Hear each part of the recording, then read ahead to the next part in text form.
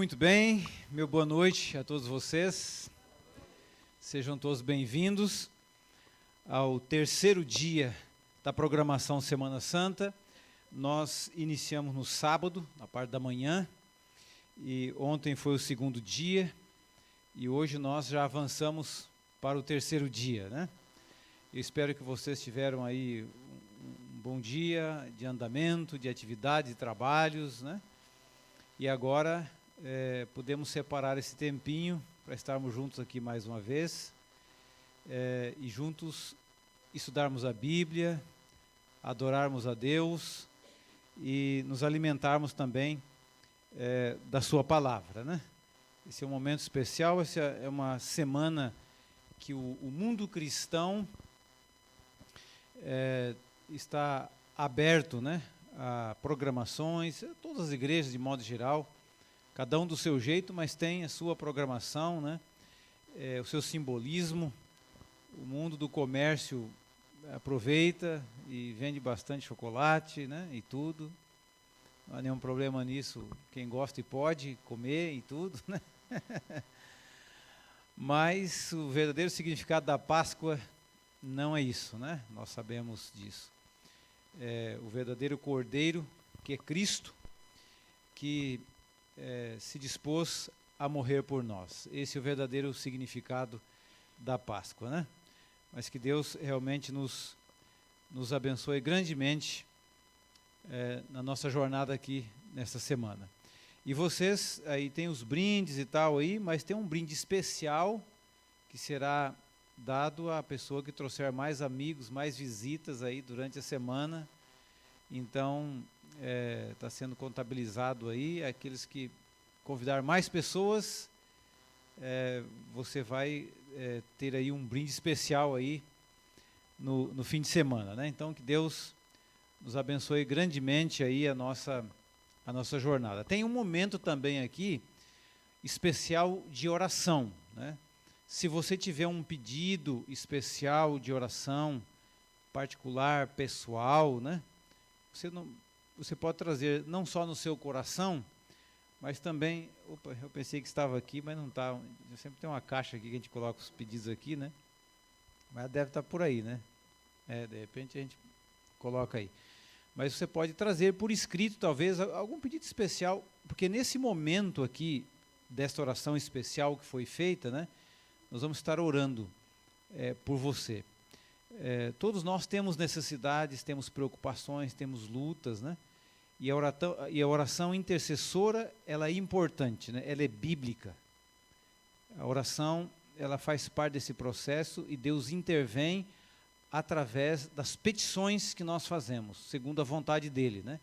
Então a igreja essa semana estará aqui com esse momento, dentro da programação, um momento especial de oração. Então, se você tem um motivo especial, encaminha aqui pelo pessoal, que nós também vamos incluir aí o seu pedido na oração.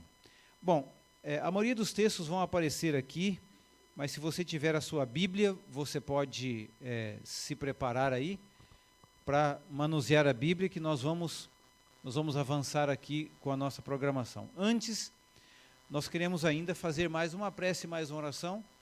Com seus olhos fechados, vamos orar a Deus. Bom Deus e Pai, muito obrigado pela oportunidade de juntos aqui nessa noite poder participar desta programação que tem como objetivo estudar a Bíblia e aprender mais a respeito do Teu grande sacrifício por nós na cruz do Calvário. Aceita a nossa disposição de coração, que o Espírito Santo, de maneira especial, possa nos ajudar na compreensão e na tomada de decisão também. É no nome de Jesus que nós oramos. Amém. Vamos avançar aqui então, a nossa semana Jesus venceu. O tema de hoje, onde está o Cordeiro? Vai fazer parte aqui de uma história bíblica que nós vamos fazer menção hoje e que está relacionado aqui com o nosso tema. São João 3,16 é o texto principal. Se você quiser abrir aí a tua Bíblia para poder acompanhar aqui, você pode ficar à vontade. este é um texto muito especial da Bíblia, porque ele trata aqui de um significado importante relacionado ao processo de salvação, onde envolve a nossa decisão por Cristo. Então está lá, porque Deus amou o mundo. Tem algumas traduções que dizem de tal maneira, né? Ali diz tanto que deu o seu Filho único, para que todo o que nele crê não morra, não pereça, a maioria das traduções diz, né? Mas tenha a vida eterna. Então veja bem, Deus amou o mundo de tal maneira, de tal forma, que ele decidiu dar o seu único filho. É claro que aqui em termos de filiação, a Bíblia, muito obrigado, a Bíblia chama Jesus de filho, né? Algumas pessoas têm dificuldade de entender isso. Estou voltando aqui porque eu me esqueço que nós estamos transmitindo ali, né? Nossos amigos pela internet ali, sejam bem-vindos. Eu vou para lá, você não me vê, né? Muito bem. Mas aqui, porque Deus amou o mundo de tal maneira, de tal forma, que deu o seu Filho único. Ou seja, claro, a divindade, Pai, Filho e Espírito Santo, quando nós mencionamos ontem, Adão e Eva peca, eles decidem então que o Filho, que seria Cristo, pudesse descer este mundo e morrer por nós. Para quê? Para que toda pessoa que nele crê não venha perder a vida eterna, ou seja, morrer, porque essa morte aqui é a morte eterna, e sim ter a vida eterna. Aqui está o grande segredo.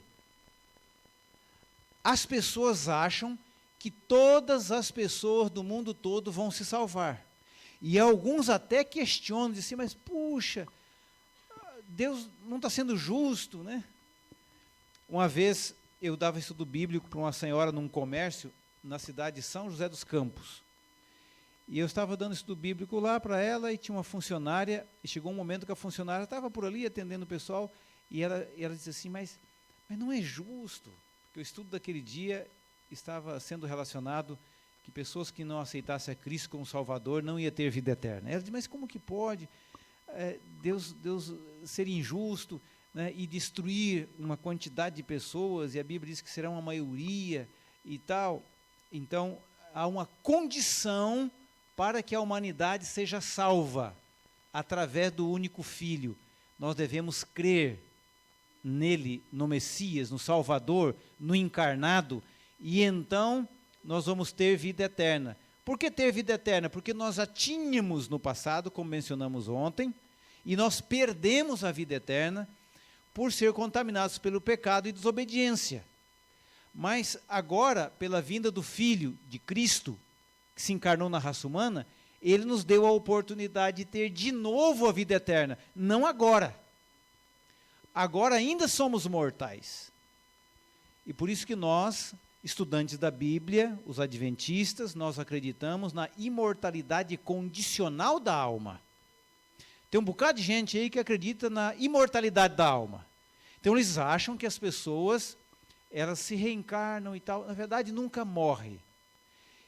Eu me lembro que uma época eu estava trabalhando na região de São José do Rio Preto, região de São Paulo, muito quente, né? Eu devia ter meus 18, 19 anos, né? E a gente estava trabalhando ali na área da colportagem, e eu e um amigo fomos dar estudo bíblico para uma senhora. Muito quente, muito mosca, mosquito ali naquela época, naquela região, e tinha uma mosca incomodando a gente ali enquanto estudava a Bíblia, e teve um momento que dei um tapa na mosca assim e pisei e matei a mosca. Estava incomodando demais, né? E ela falou, não faça isso, pode ser o seu avô. Né? Eu me assustei assim, aí descobri que era uma família espírita, nossos amigos espíritas, né, eles têm essa crença de que a pessoa pode se reencarnar em qualquer pessoa, num cachorro, num cavalo, numa mosca, numa outra pessoa e tal. Então eles não creem que nós somos mortais, certo? Eles creem, acho que eu apertei errado aqui, eles creem que as pessoas já são imortais. Nós não somos, biblicamente nós somos imortais e teremos a vida eterna e nos tornaremos imortais de novo, se acreditarmos de forma condicional na pessoa de Cristo, mas por ocasião da volta de Jesus, não agora. Então nós cremos na imortalidade da alma, mas condicional. Qual é a condição? Crer em quem? Em Jesus. Aí é possível, mas não agora. Só por ocasião da vinda de Cristo. E a Bíblia é muito clara em nos dizer isto. Então, esse texto ele é muito importante para a nossa caminhada cristã, né? Muito bem. Aqui fala de filiação. Enquanto algumas pessoas abandonam os filhos, né? Maltratam os filhos por aí, ou os criam com indiferença, milhares sonham em ser pais e muitos nem conseguem ser, né? E ser pai e ser mãe, é claro, é um privilégio, é um dom de Deus que concede aos seres humanos. Para os antigos homens e mulheres da Bíblia, ter um filho era uma das maiores realizações da vida. Então, quando você pega principalmente o Velho, o Novo Testamento também, mas principalmente o Velho, né, é um testamento de histórias e tudo, que trata dessa questão, e era uma honra, ter um filho. E quem não poderia ter filho era quase que uma pessoa amaldiçoada, mais ou menos assim. Então, quem tinha filho tinha bênção, quem não tinha, tinha maldição. Então, era um peso muito grande na cultura bíblica quem não tinha filhos. Então, o filho era algo muito especial. Até hoje, é claro, né, mas na cultura deles tinha um peso muito maior. Quando Abrão atingiu a idade de 99 anos, Deus prometeu ao patriarca, mais uma vez, que ele seria pai de grandes nações, grandes reis. Então, veja bem, Abraão não podia ter filhos, sua esposa também não, a Sarai, né, depois Sara, não podia ter filhos, eram estéreis, e eles tinham um peso muito grande, né, por causa disso, a sua cultura e assim por diante, mas Deus havia prometido que eles seriam pais de grande nação. Deu um jeito brasileiro lá e arrumou um filho, Ismael, né, e tudo, que não era dentro dos planos de Deus, mas tudo bem, né, e tal, mas Deus cumpriu o seu propósito de dar um filho a ele, né? Então, nesta idade aqui, que já estava fora de plano humano, porque humanamente já não havia possibilidade mais, inclusive, mas Deus concedeu a eles um filho. E nesse texto aqui, de Gênesis 22, 1 e 2, se você quiser acompanhar aí, está bem fácil, no primeiro livro da Bíblia, quiser acompanhar aí, diz ali: depois dessas coisas, pôs Deus a Abrão à prova e lhe disse a Abrão, este lhe respondeu, eis-me aqui. Acrescentou Deus, toma teu filho, teu único filho, Isaque, esse é o filho legítimo, a quem amas, e vai à terra de Moriá, ofereça-o ali em holocausto, sobre um dos montes que eu te mostrarei. Bom, o único filho dele, legítimo, Deus faz um pedido estranho. Por quê? É estranho. Porque no contexto geral da Bíblia e do Velho Testamento, a orientação mais específica veio depois. Mas a orientação de Deus é que Deus era contra o sacrifício humano. Sempre foi, mas as orientações mais objetivas vieram depois. Mas Abraão sabia disso. E Deus faz um pedido estranho. E por que Abraão atendeu o que nós vamos ver daqui a pouco? Só para esclarecer o contexto aqui. Porque Abraão, ele tinha um relacionamento com Deus tão profundo e tão claro que ele reconhecia a voz de Deus e a ordem de Deus. E ele também era obediente. Então, a ordem de Deus sempre foi soberana. E quando Deus fala, nós devemos obedecer. Deus, às vezes, contraria a lógica humana. Por exemplo, o fermento no no Novo Testamento, e no Velho também, mas principalmente no Novo Testamento, tem símbolo do pecado. Mas tem uma parábola do fermento que não simboliza o pecado, simboliza o poder de Deus. Mas quem pode fazer isso? Só Deus que é soberano. Então, às vezes, Deus dava algumas ordens, e uma delas foi essa, estranha, mas Abraão, ele tinha uma comunhão profunda com Deus, a ponto de ele reconhecer que era a voz de Deus. Por que não podia? Porque poderia não ser a voz de Deus. mas ele reconhecia a voz de Deus. E então, Abraão já estava, nessa altura da vida, morto por dentro, né? Porque depois de uma notícia dessa, o único filho, ele ter que sacrificar o filho, estava difícil. Não era só um dos momentos chaves do grande conflito, mas a maior batalha da vida de Abraão. Imagina só uma situação dessa, né? Para o coração de um pai. Quando houve a pandemia, começaram a dizer que a gente tinha que tomar um monte de coisa, né? Ivermectina, aquele negócio e tudo. Passaram por aqui também, não? E eu fui nessa onda, comecei a tomar aquele negócio, eu e minha esposa, e falaram, dê para o seu menino também. E eu fui e dei para o menino. Na verdade foi minha esposa, mas consentimento meu. E aí, sei que tinha uma dose, eu tomava 3 comprimidos, ela também nem me lembra, sei que demos uma dose cavalar para o menino. E no segundo dia ele amanheceu já com febre. E eu falei, nossa, que coisa e tal, enfim. Falei, mas suspende esse negócio aí. E aí foi dor para cá e dor para lá, levamos no hospital. O médico falou, não, é que isso aí ele pode tomar um só e uma vez só. Durante um ano, eu dei uns 3 ou 6 comprimidos para o moleque e eu quase matei ele. Muito bem. Aí eu senti esse peso, né? Porque eu falei, puxa vida, já pensou se esse rapaz morre agora e tal. E eu passei uns 2 ou 3 dias, ele ficou internado um dia e tal, e eu fiquei lá com ele. E eu passei uns 2, 3 dias angustiante. Nada para mim estava bom, dia e noite, porque imagina só essa situação. E o menino chorando de dor e tal, aquelas coisas, mexeu com o intestino do menino, flora intestinal, aquelas coisas todas. Bom, mas só um pouquinho para me entender da bobagem que eu fiz e da angústia que eu passei. Agora imagine só alguém pedir para você matar o seu filho. Imagina só que coisa, né? Uma angústia tremenda vivia Abraão naquela circunstância lá. Porque Deus fez esse pedido. Qual foi a razão de Deus fazer esse pedido? O que aconteceu no final? E o que tudo isso de fato representa? Claro que essa história aqui toda relacionada a Abraão, Deus queria testar a fidelidade e o amor de Abraão a Deus. Este é o fato. Ele queria saber se, de fato, Abraão, que era uma peça-chave para a pregação do evangelho para o mundo daquela época, se podia confiar nele. É isso que Deus queria saber, de fato. Mas o que significava isso no final, o que representava isso? Isso aqui tem uma representação, nós chamamos de tipo. Isaac foi um tipo de Cristo, que submeteu ao Pai ser sacrificado pela humanidade. Então, é um tipo de Cristo que simboliza o sistema sacrificial, que simboliza a vinda do Messias e a salvação, e assim por diante.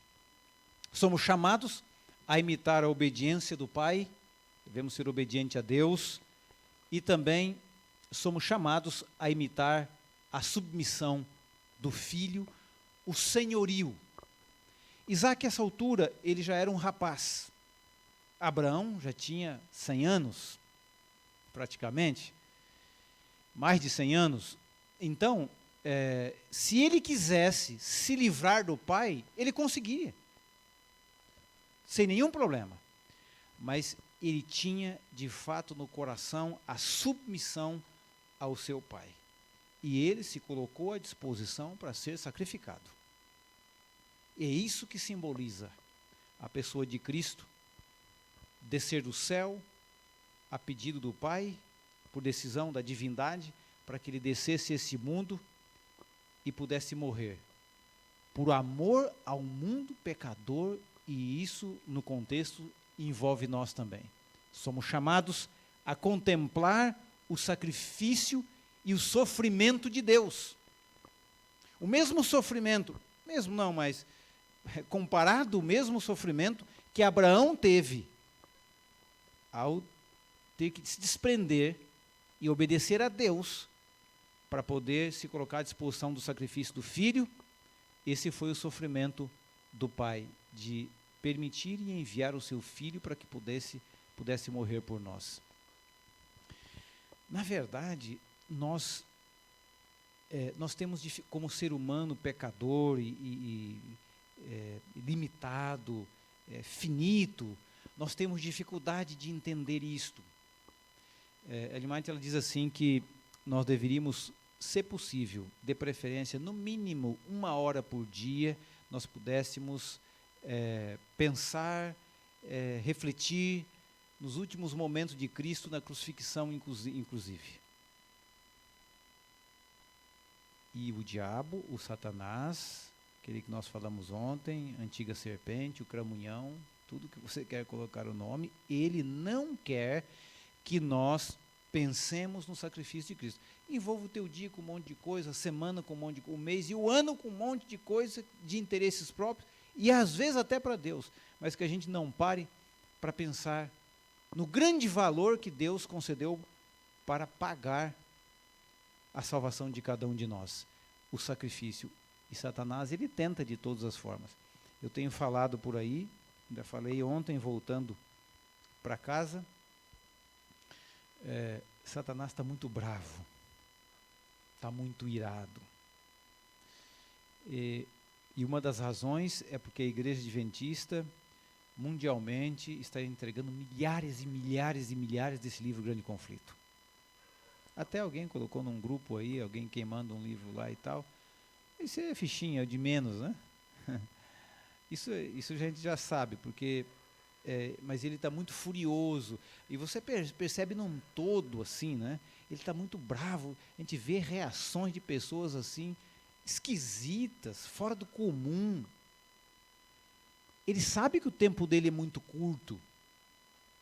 E ele precisa de eliminar o máximo de pessoas possíveis, não? Então ele está muito bravo. Ele quer de fato a destruição das pessoas, e de preferência que nós não reconheçamos e não temos em mente diariamente o grande sacrifício que Cristo fez por nós. Quando lemos, pegue o seu filho, seu único filho, Isaac, a quem você ama. Esta é a primeira vez em que o verbo amar ocorre na Bíblia. No sentido, claro, amor aparece muitas vezes em grego, aramaico, hebraico, no Velho Testamento, mas nesse sentido deste amor significativo que envolve salvação, aqui em Gênesis, né? Aparece a primeira vez aqui, neste simbolismo do amor.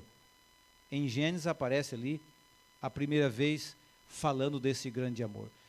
É que, na verdade, nós não compreendemos este amor de Deus, de fato, né? Aqueles que são pais têm um pouquinho mais de noção, né?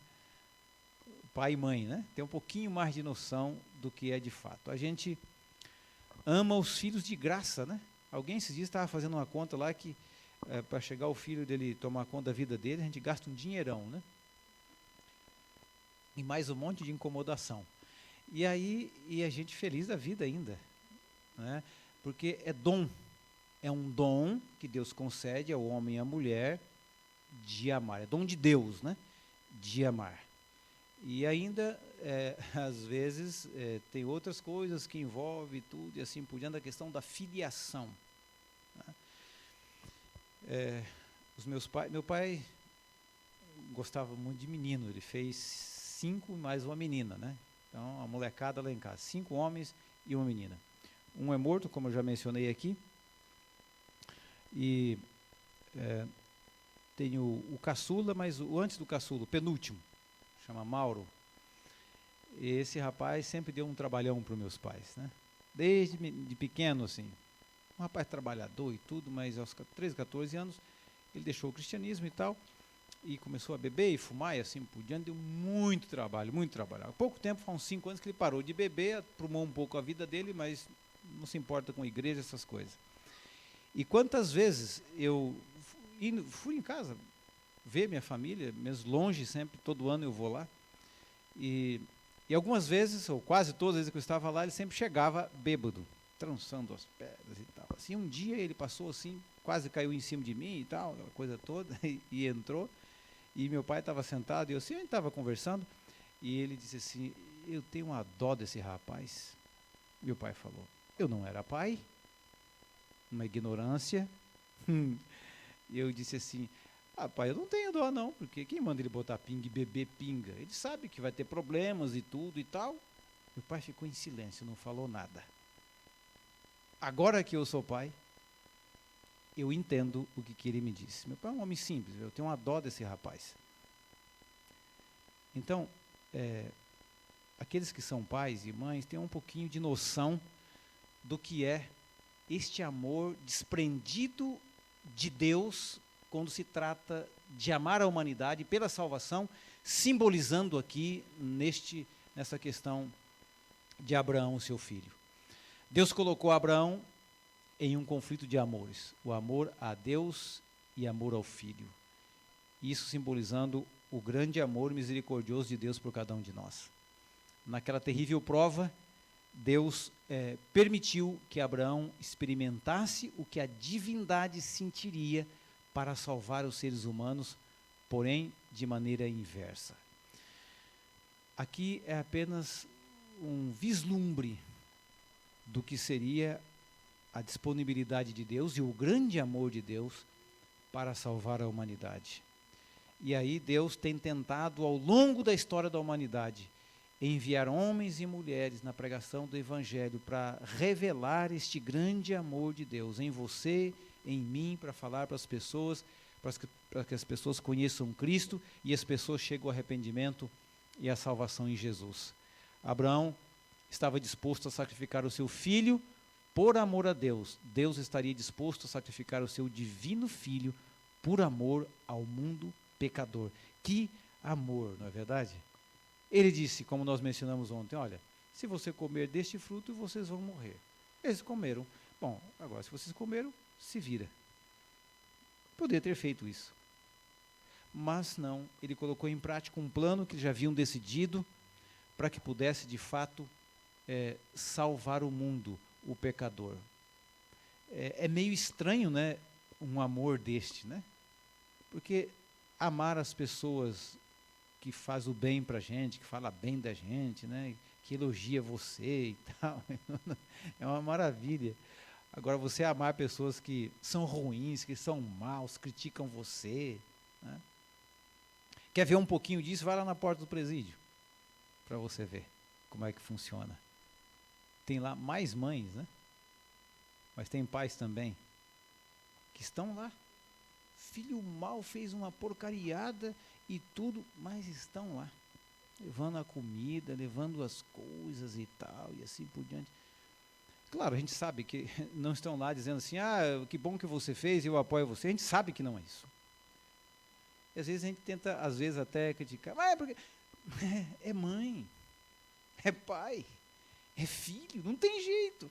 Você não tem como desistir de ser pai e de ser mãe, não tem jeito. Depois que ser pai e mãe não tem mais jeito.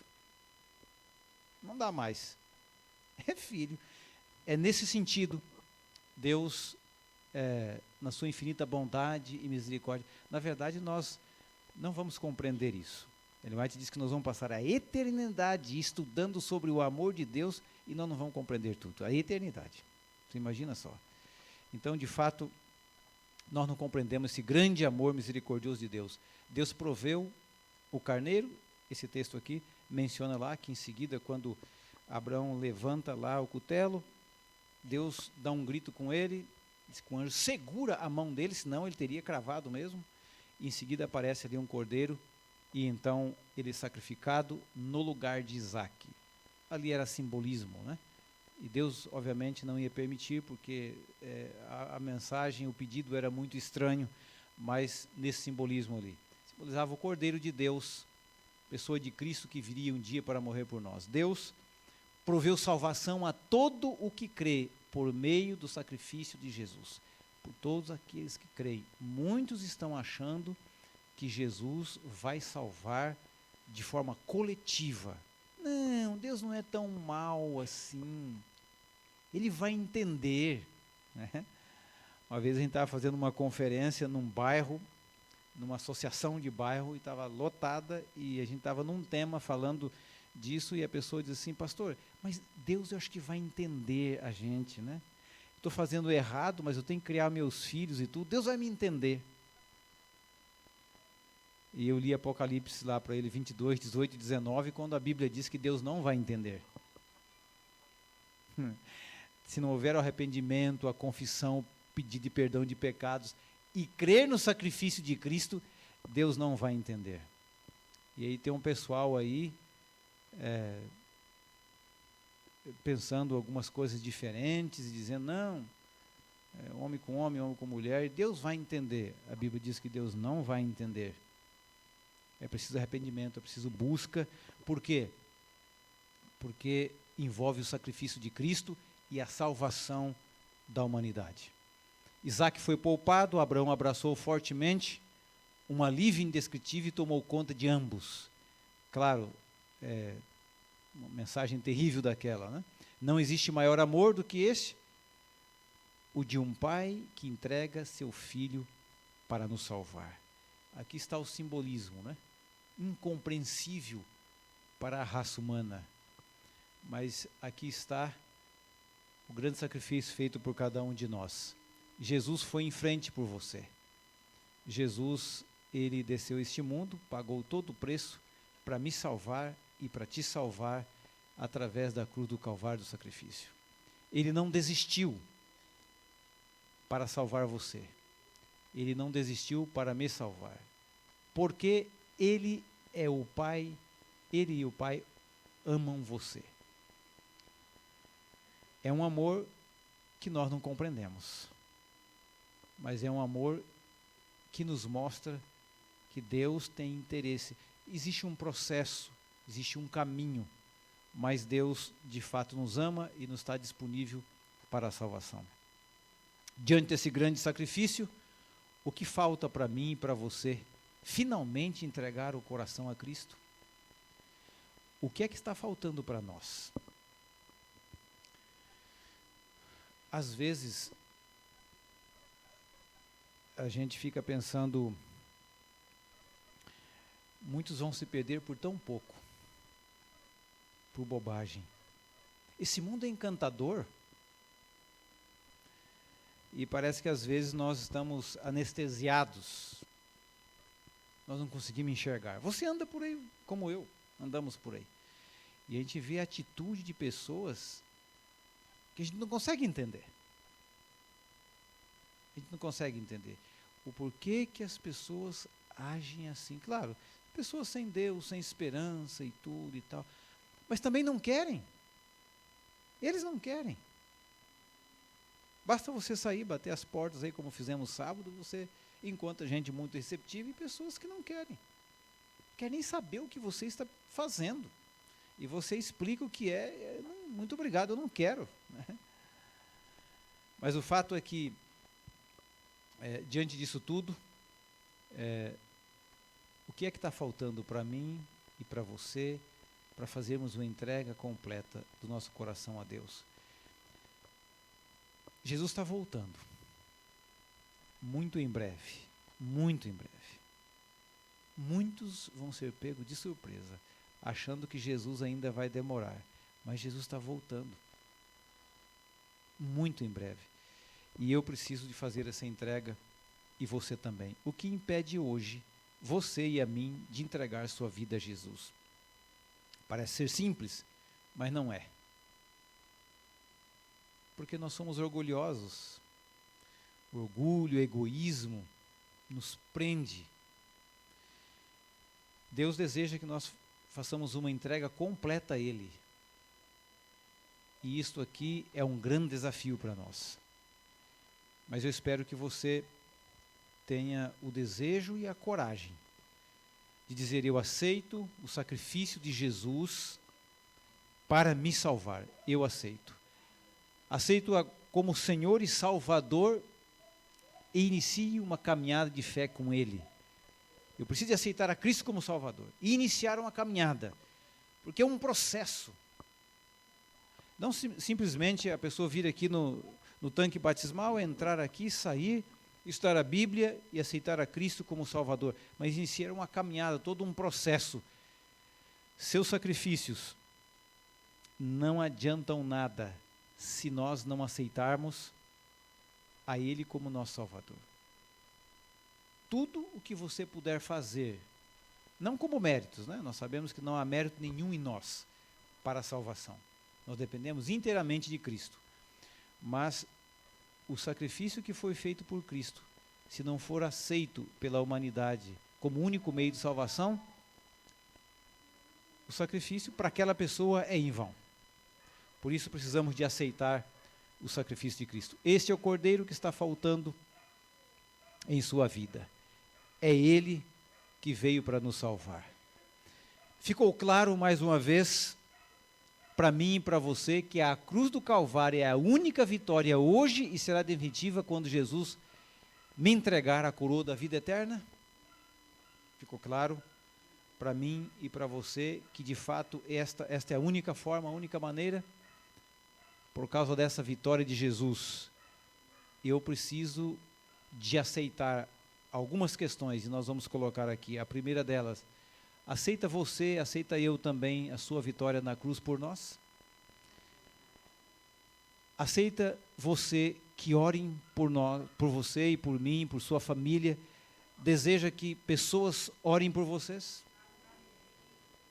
Vocês aceitam continuar estudando a Bíblia, porque a Bíblia é a palavra de Deus, é ela que revela os planos de Deus para nós, e as artimanhas do inimigo também, na tentativa da destruição humana. Vocês aceitam serem batizados, aqueles que não forem ainda, o quanto antes, porque o batismo é de fato o simbolismo de entrega total a Cristo? Vocês aceitam ser um missionário e falar de Jesus para alguém, porque este sacrifício precisa de ser falado? É que se torna às vezes tão comum para o cristão, ao ler a Bíblia, ouvir sobre isso, e nessa época, né, se ouve falar muito disto, que às vezes nós corremos o risco de se tornar comum na nossa vida. Então precisamos de entender e valorizar essas decisões. Essas são decisões que nós devemos tomar todos os dias. Aqui, só passar a última tela lá, que acho que travou aqui. Mas eu queria, tem a música? Eu queria encerrar aqui, baseado nessas decisões. Vamos ouvir a música sendo cantada agora. E eu queria que você saísse daqui dizendo para Deus: Senhor, muito obrigado pelo sacrifício de Cristo, simbolizado pela vida e a história de Abraão e Isaque. Obrigado por esse grande amor extraordinário, esse amor poderoso que transforma a vida das pessoas. Eu aceito o sacrifício dele, eu aceito o seu amor, eu aceito a sua misericórdia. Tudo bem que vai ser difícil, não vai ser fácil. Batalha grande, quebrar nosso egoísmo, nosso orgulho, para poder desenvolver uma jornada cristã. Alguns precisam tomar decisão pelo batismo, outros precisam tomar decisão de continuar avançando, porque já se batizaram lá longe, mas todos nós precisamos de sair daqui com uma decisão especial de entrega do coração a Cristo. Então eu quero deixar você à vontade para tomar a sua decisão enquanto você estiver ouvindo a música. Se você quiser sentado mesmo decidir, se você quiser ficar em pé, se você quiser se ajoelhar, algum ato de entrega a Deus, eu vou deixar você à vontade, porque no final eu quero fazer uma oração especial pela minha entrega e pela sua entrega também. Amém.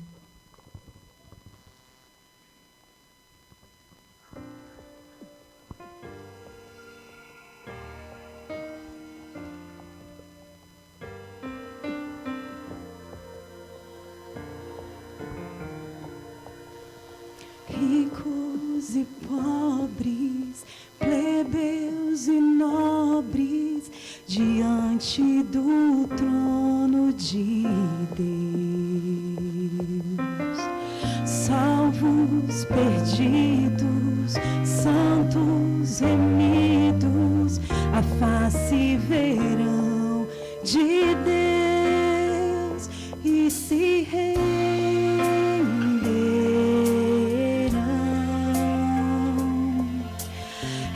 de joelhos virão, louvando a Cristo.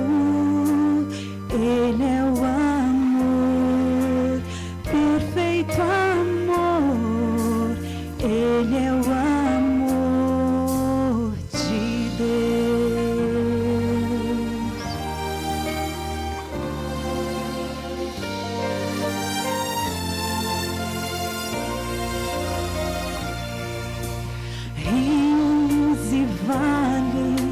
montanhas e mares seu nome irão louvar. Maravilhoso, amigo bondoso, para sempre irá reinar e se renderão.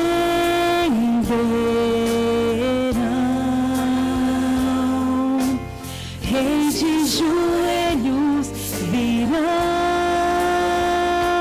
louvando a Cristo. Ele é o amor, perfeito amor. Ele é o amor de Deus. A luz do mundo é Jesus. Venceu lá na cruz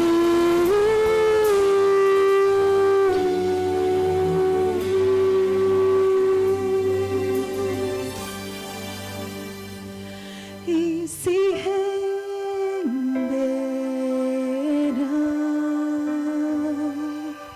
Rei de joelhos virão, louvando a Cristo, louvando a Cristo, louvando a Cristo. Ele é o amor, perfeito amor. Pois é o amor, pois é o amor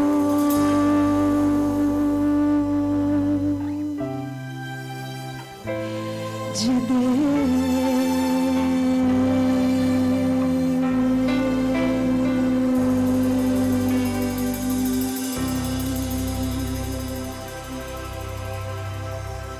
Seja louvado, Senhor.